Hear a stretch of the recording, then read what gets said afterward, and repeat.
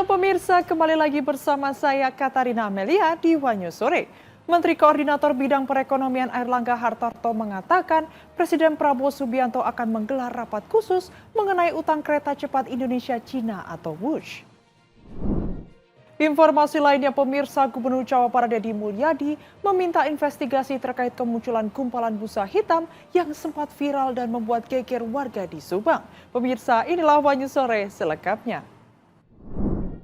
Komisi Pemberantasan Korupsi mengonfirmasi bahwa dugaan korupsi dalam proyek kereta cepat Jakarta-Bandung alias WUSH telah naik ke tahap penyelidikan. Sinyal ini membuka peluang pemanggilan Ketua Komite Kereta Cepat Luhut Binsar Panjaitan untuk dimintai keterangan.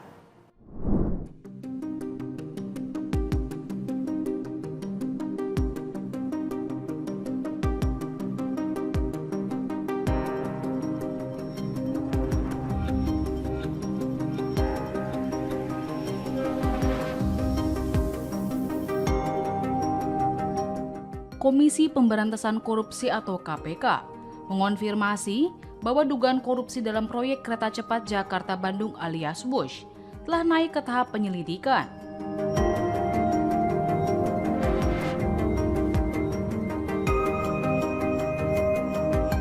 Sinyal ini membuka peluang pemanggilan Ketua Komite Kereta Cepat Luhut Binsar Panjaitan untuk dimintai keterangan.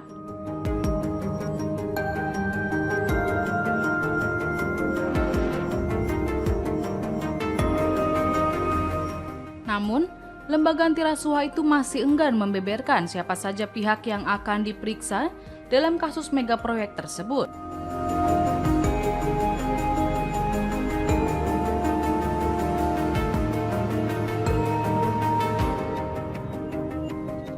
Juru bicara KPK Budi Prasetyo menegaskan bahwa fokus KPK saat ini adalah mendalami unsur-unsur dugaan tindak pidana korupsi dalam proyek strategis nasional tersebut.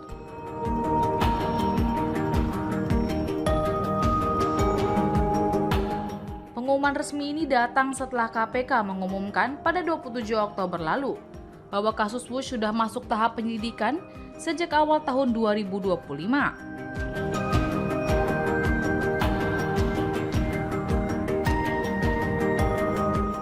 Budi juga masih enggan berbicara kemungkinan tim penyelidik akan memanggil Presiden ke-7 RI Joko Widodo atau Jokowi dan Luhut yang belakangan disebut-sebut dalam proyek tersebut.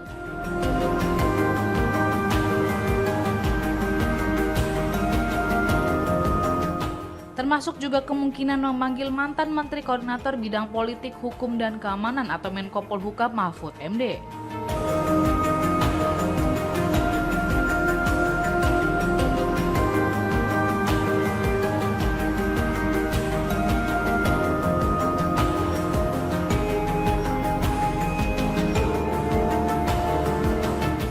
Kendati demikian, Budi menegaskan setiap pihak yang mengetahui dugaan praktik korupsi dalam proyek pembangunan kereta cepat WUSH akan diminta keterangannya.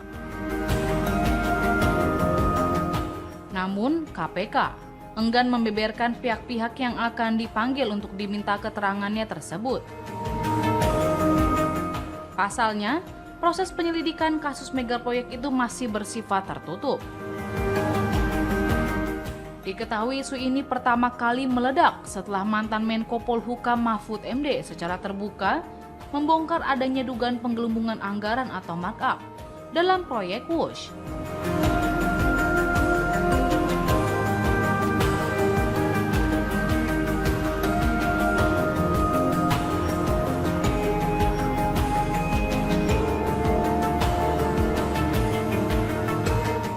Mahfud mengatakan menurut perhitungan pihak Indonesia, biaya per 1 km kereta WUSH itu $52 juta Amerika Serikat.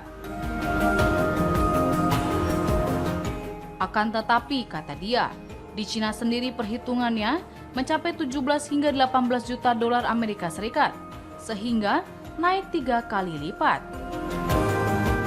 Lalu Mahfud pun mempertanyakan aliran dana dari pembengkakan biaya tersebut. Setelah saling berbalas pernyataan di media, Mahfud MD akhirnya menyatakan kesiapannya untuk dipanggil dan memberikan keterangan kepada KPK. Kemudian, direspons oleh KPK dengan pengumuman status penyelidikan status kereta cepat ini.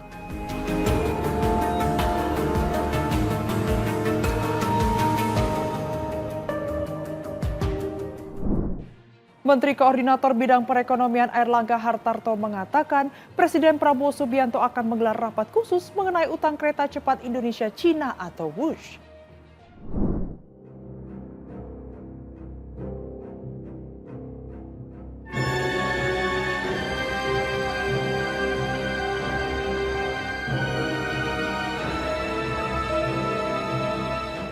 Menteri Koordinator Perekonomian Airlangga Hartarto mengatakan Presiden Prabowo Subianto akan menggelar rapat khusus mengenai utang kereta cepat Indonesia-Cina atau KCIC atau WUSH.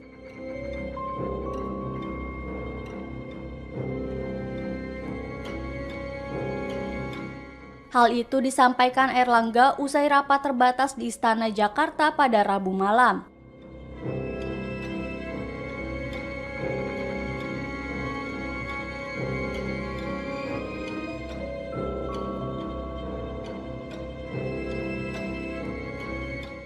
Sebelumnya, Menteri Keuangan Purbaya Yudisadewa menegaskan tidak akan menggunakan APBN untuk menanggung utang WUSH.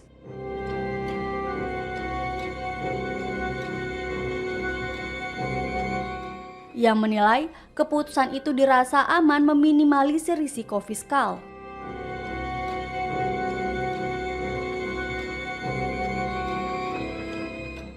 Purbaya pun menekankan seharusnya Badan Pengelola Investasi atau BPI Daya Anagata Nusantara atau Danantara yang membayar utang tersebut.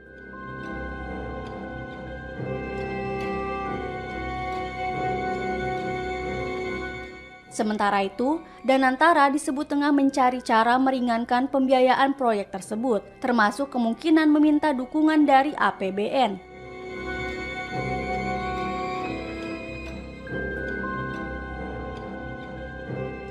Namun Purbaya dengan tegas menolak wacana tersebut.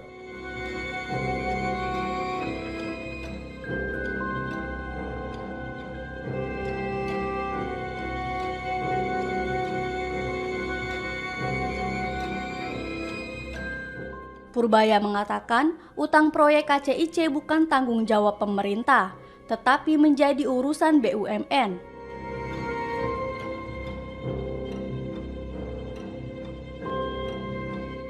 Meski belum menerima permintaan resmi dari Danantara, Purbaya mengingatkan sejak Super Holding itu terbentuk, seluruh dividen BUMN sudah menjadi milik Danantara dan tidak lagi tercatat sebagai penerimaan negara bukan pajak.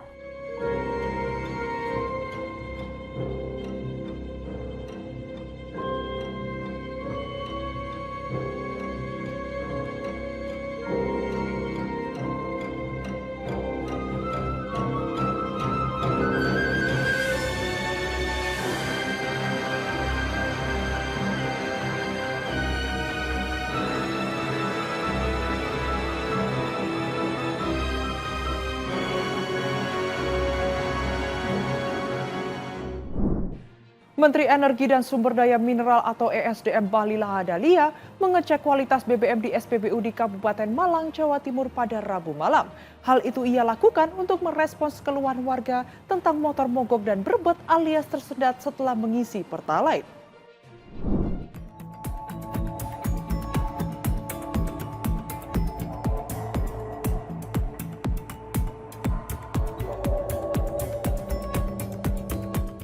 Menteri SDM Bahlil Lahadalia mengecek kualitas BBM di SPBU Asrikaton Kecamatan Pakis, Kabupaten Malang, Jawa Timur pada Rabu malam.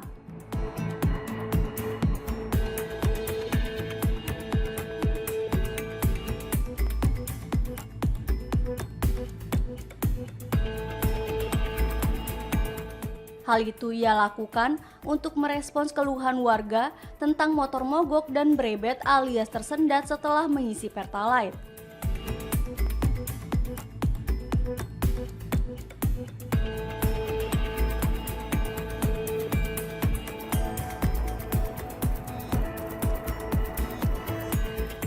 Dalam sidak tersebut, Bahlil melihat kualitas BBM Pertalite dan Pertamax yang diambil sampelnya dari SPBU itu.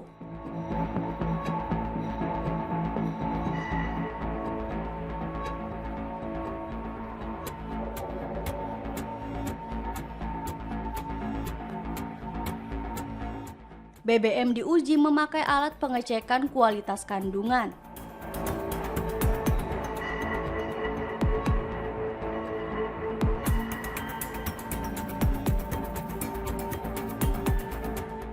Hasilnya, kualitas BBM berstandar bagus, sesuai spesifikasi, kandungan dan takarannya juga tepat.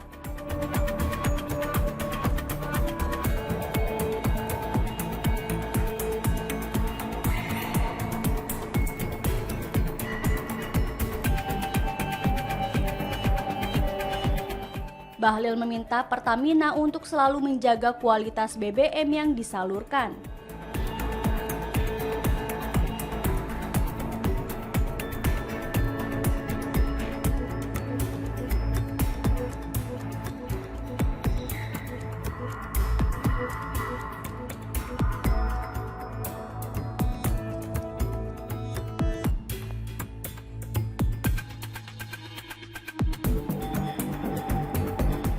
Selain itu, Bahlil mengatakan dirinya telah membentuk tim khusus.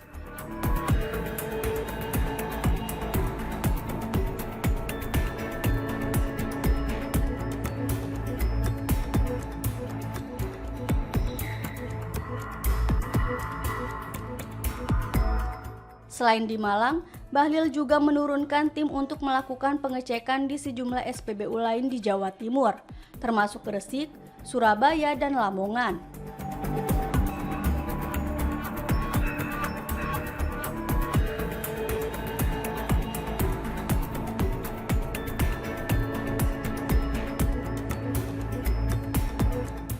SPBU yang dicurigai ada campuran air berada di Surabaya, Gresik, dan Lamongan.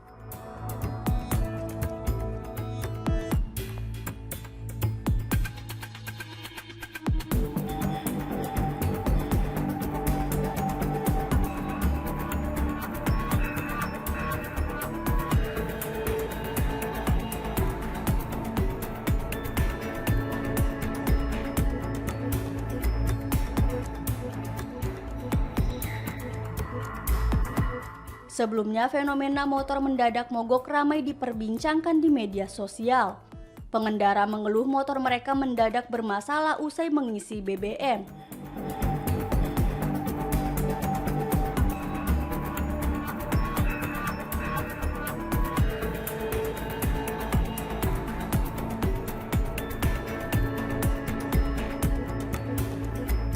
Hal itu diduga karena kualitas bahan bakar tidak sesuai standar.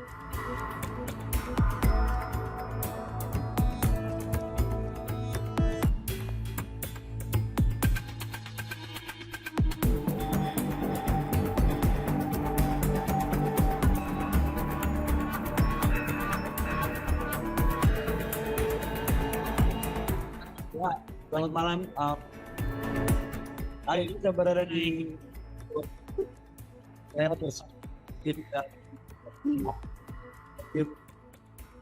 ada Pak Eka, kemudian saya dan Lemigas yang bertanggung jawab untuk kualitas minyak, dan kami baru selesai mengecek di pompa bensin di SPBU 6 dan kualitas minyaknya yang dilaporkan itu sesuai standar dan baik. Namun untuk beberapa SPBU yang dari atau ada tempat di air Surabaya, kemudian Gresik dan Lamongan, tim juga sudah turun. Besok kami akan rapatkan yang bersiap. Tapi laporan sementara sampai hari baik. Tapi hasilnya besok kita akan ya. Baik. Temuan lain Pak yang terbaru di sini? Temuan ini saya pikir tidak ada masalah, biasa saja. Nanti besok baru kami laporkan nanti. Saya menganggap bahwa kalau itu benar ada sesuatu kejadian dan dilakukan oleh Pertamina, maka kita pemerintah itu segan-segan itu sanksi tegas ya.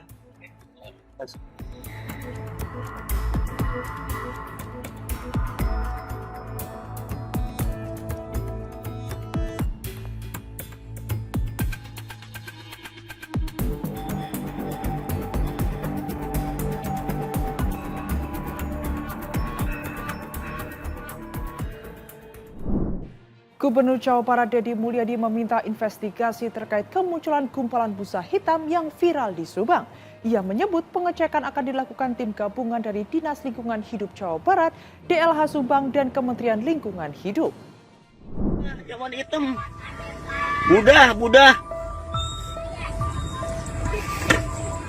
Budah awan ini.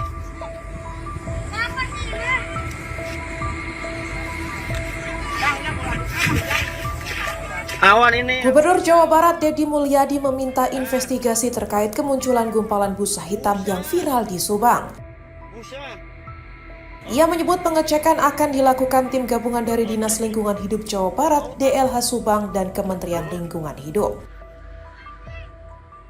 Deddy menegaskan kesimpulan hanya dapat disampaikan setelah hasil pemeriksaan tim teknis keluar. Kepala DLH Jabar Aisyah Adiah Dwi Daningsih mengatakan pihaknya telah menurunkan tim untuk menelusuri fenomena tersebut. Ai menjelaskan bahwa hingga kini belum ada laporan soal sumber maupun kandungan zat berbahaya dalam busa itu. Sebelumnya warga Patok Besi dikejutkan oleh busa berwarna hitam yang melayang di udara lalu jatuh ke area persawahan dan permukiman. Warga awalnya mengira keberadaan gumpalan tersebut sebagai awan mendung biasa sebelum tercium bau menyengat saat busa menyentuh tanah. Rekaman amatir menunjukkan busa hitam keabu-abuan itu terbang tidak beraturan terbawa angin dan memicu kekhawatiran warga. Penduduk pun menduga busa tersebut beracun karena aromanya menyerupai limbah pabrik. Busa. Bau. Limbah Pak di Patok Besi Subang Pak. Kenapa? Ada hujan limbah. Oh iya, gumpalan busa awan saya sudah minta nih, kan itu tim ya, kan tidak boleh disebutkan oleh gubernur. Nanti tim dari Kementerian Lingkungan Hidup untuk segera melakukan pengecekan. Apa itu? Oh, beracun. Bau tak? Tuh. Busa ini.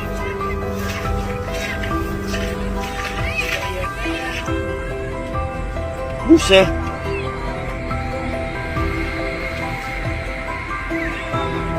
Ini busa ini. Bau ini. Bau ini apa ini bau ini? Oh, ayam.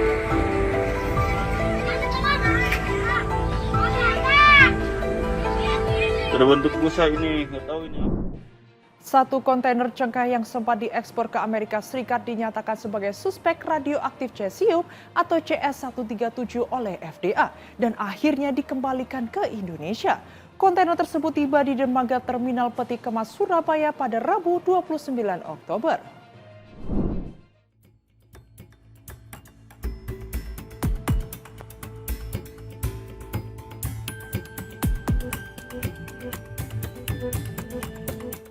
Satu kontainer cengkeh yang sempat diekspor ke Amerika Serikat dinyatakan sebagai suspek radioaktif cesium CS137 oleh FDA dan akhirnya dikembalikan ke Indonesia.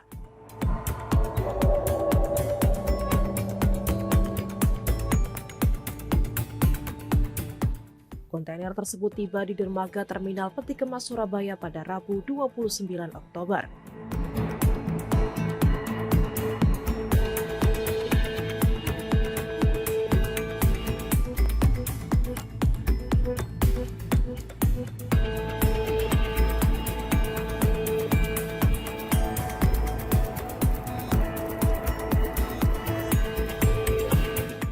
Pemerintah langsung menindaklanjuti temuan itu dengan menutup kawasan terminal untuk mencegah potensi paparan radiasi.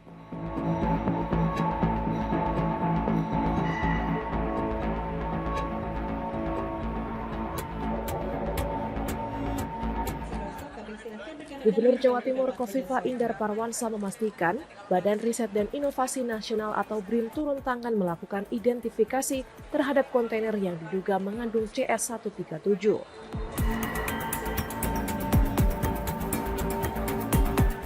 Kofifa menegaskan langkah pencegahan terus dipetakan agar paparan radioaktif tidak meluas dan tidak berdampak pada masyarakat.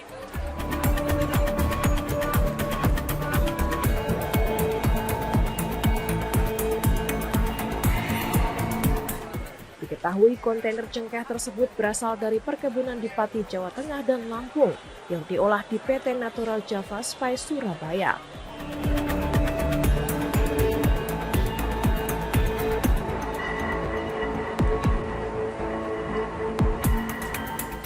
Kofifa menyebut keterlibatan BRIN sangat penting karena kasus ini bisa memengaruhi citra dan ekonomi produk ekspor Indonesia.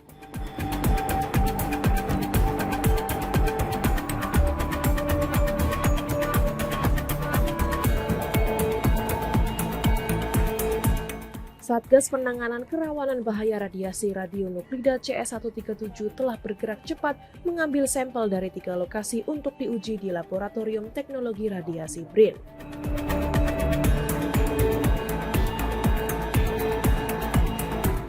Hasil uji menunjukkan kontaminasi CS137 hanya ditemukan di perkebunan cengkeh asal Lampung dan kini masih dalam penanganan lebih lanjut.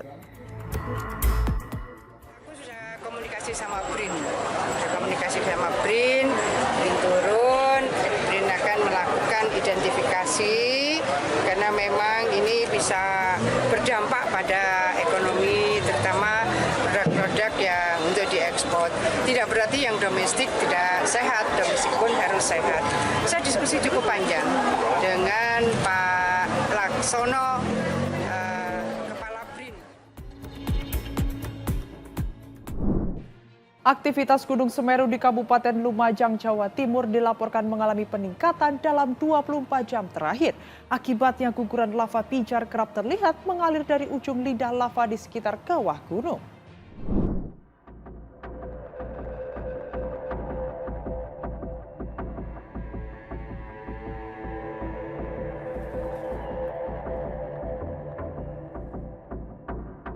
Aktivitas Gunung Semeru di Kabupaten Lumajang, Jawa Timur kembali meningkat. Gunung tertinggi di Pulau Jawa itu kembali mengeluarkan guguran lava pijar yang cukup jelas terlihat dari kamera pemantau di pos Curah Kobokan. Guguran lava pijar tersebut tampak meluncur dari arah ujung lidah lava atau sekitar 800 meter dari puncak Mahameru ke arah tenggara menuju aliran Sungai Besuk Kobokan. Aktivitas ini diawali dengan letusan besar dari puncak Gunung Semeru sebelum lava menumpuk dan mengalir hingga ke ujung lidah lava. Masih berlangsung, udah selesai.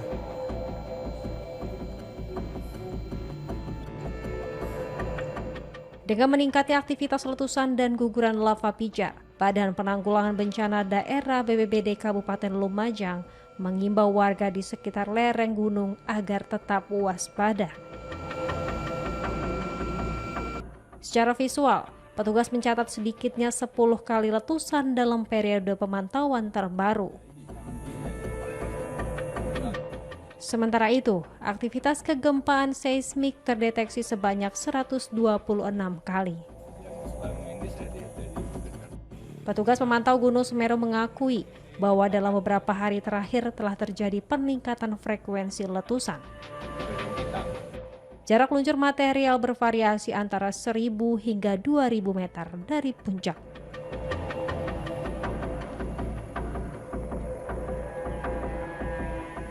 Kami dari tim pos pantau BPBD yang ada di Juragabaan yang selalu mengamati aktivitas Gunung Semeru.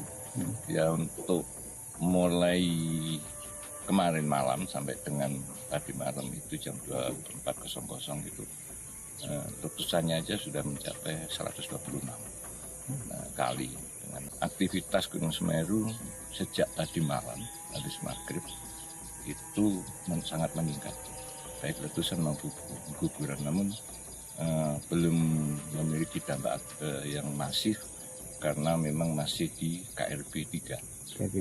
Ya, untuk itu agar karena musim hujan dan Semeru sering terjadi bencana-bencana susulan maupun yang terjadi di aliran itu, masyarakat harus lebih waspada karena intensitas hujan dan peringatan dini tanggal 30 sampai tanggal 3 ini akan banyak terjadi longsoran, banjir maupun musibah lain. Dua pelaku penyalahgunaan data nasabah sebuah perusahaan pembiayaan ditangkap Polsek Pangkalan Kerinci, Riau. Salah satunya merupakan debt collector yang menggunakan data nasabah untuk registrasi kartu perdana secara ilegal.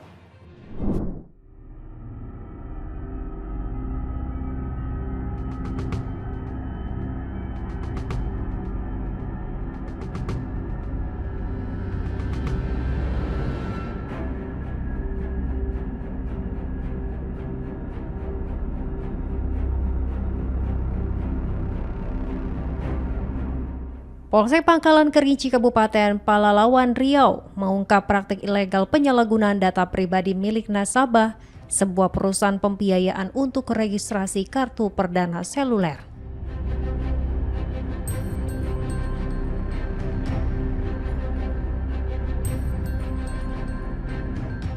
Dua pelaku berinisial AS 22 tahun dan TS 35 tahun diamankan petugas.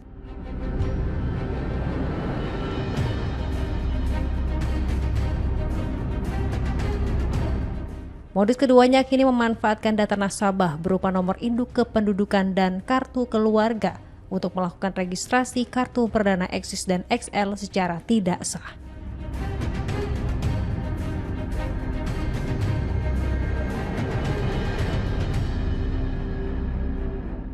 Data tersebut diperoleh dari TS yang bekerja sebagai debt collector di sebuah perusahaan pembiayaan di Pekanbaru. Kemudian diserahkan kepada AS untuk digunakan dalam registrasi massal kartu perdana.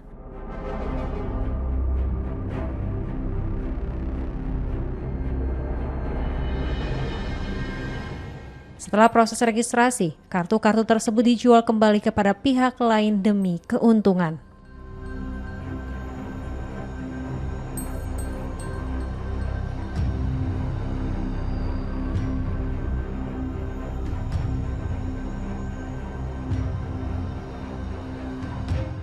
Aksi para pelaku terungkap setelah tim Cyber Polsek Pangkalan Kerinci menerima laporan masyarakat terkait penjualan kartu perdana yang diduga telah diregistrasi menggunakan identitas orang lain di sebuah toko seluler di Jalan Lintas Timur.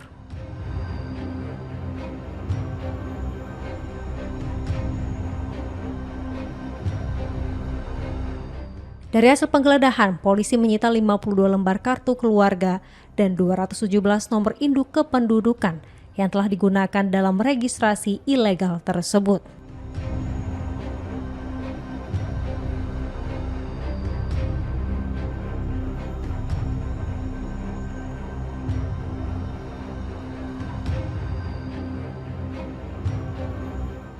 Kedua pelaku kini ditahan dan dijerat pasal 51 ayat 1 JO, pasal 35 Undang-Undang Nomor 1 Tahun 2024 tentang perubahan kedua atas Undang-Undang Nomor 11 Tahun 2008 tentang ITE, serta pasal 67 ayat 1 JO, pasal 65 ayat 1 Undang-Undang Nomor 27 Tahun 2022 tentang perlindungan data pribadi dengan ancaman hukuman maksimal 8 tahun penjara.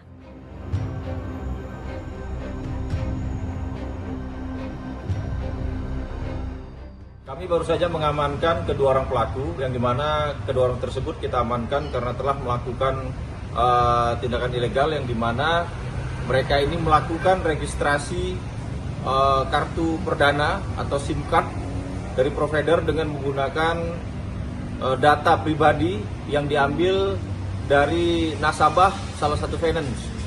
Adapun modus operandinya, jadi mereka ini mengambil data milik nasabah, kemudian NIK tersebut diregistrasi untuk aktivasi nomor SIM card.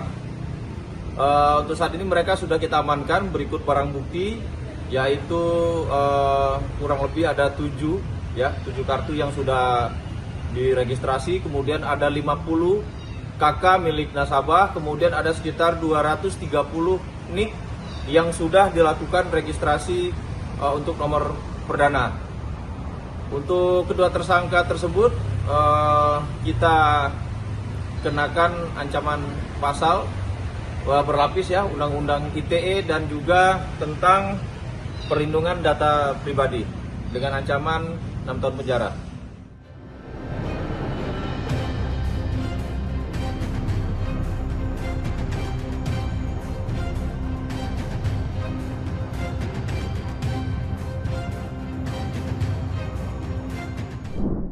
Demikian informasi yang dapat kami sampaikan pemirsa. Terima kasih telah bergabung bersama kami. Saya Katarina Amelia dan seluruh tim yang bertugas mengucapkan sampai jumpa di One News sore berikutnya. Setiap hari pukul 7 malam hanya di kanal YouTube TV One News.com.